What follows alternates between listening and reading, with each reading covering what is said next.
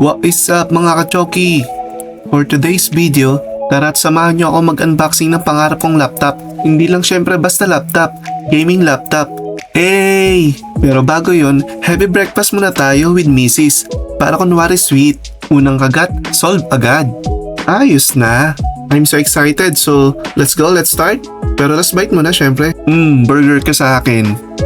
So eto na nga mga kachoki. Eto na ang pinakamalupitang unboxing ng taon. Ma, pasensya na, wala mo nang padala. Binili ko muna pang Dota. Ay pang apply pala.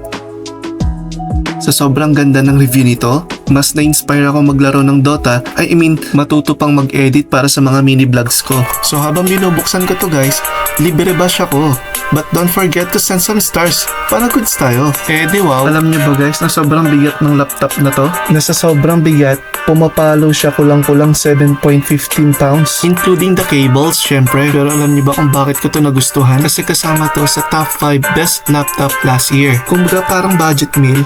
Gets? Basta yun eh. So ito na nga at inuubaran ko na siya. Pero bago yun, shoutout pala sa mga nagpapa-shoutout kahit walang nagpapa-shoutout. Di wow. Tsaka comment na rin pala kayo guys kung taga saan kayo. Para malaman ko rin kung saan na ba nakarating tong pag-unboxing kong ito. Charot. At ito na nga yung cable natin guys. Syempre, check natin yan. Malay mo putol or di kaya nginatyat na pusa, diba? Sheesh! Alaos na talaga ako masabi kaya kung ano-ano na lang sinasabi ko. Please bear with me. So cable check. At ito naman yung battery natin na mas mabigat pa kesa sa pag-iwan niya sa akin. Ay, sorry.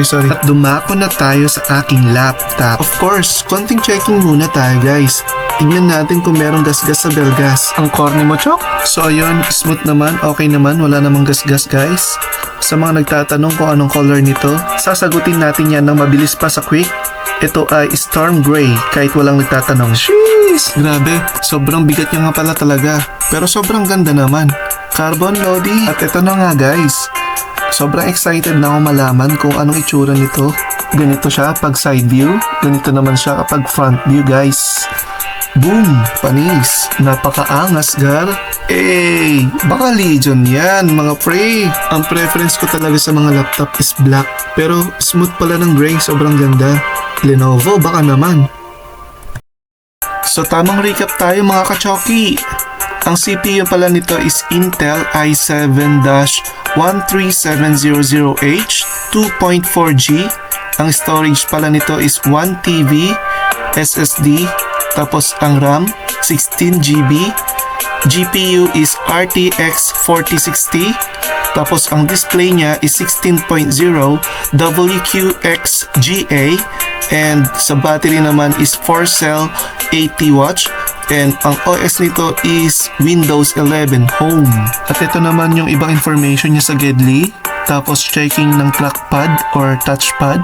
Okay naman siya, smooth. Plus hindi na siya clickable. Hindi naman nadidelay yung cursor guys. Plus easy to close and open pala nito guys. Then ito pala yung top view natin mga pre. Napakaangas. Tsaka isa pa pala sa nagustuhan ko dito is there are port icons above the rear ports pala, which makes easier to plug the cables in mga pre. O diba? Para hindi ka na mahirapan. Plus, meron pala tong two fans with heat pipe shared between the CPU and the GPU sa likod, uses a phase change thermal compound. O diba? Ang galing. Tapos yung height nito is 1.99 cm to 2.52 cm. And then yung width is 14.16/35.97 cm. And then the depth is 10.25/26 cm. Tapos sa camera naman nito is meron tong 1080p camera above the screen, but there's also a 720p option as well. Tsaka yung keyboard is meron tong 4-zone of RGB backlighting, but there's also an all-white option. And yun lang. Thank you and see you in my next vlog.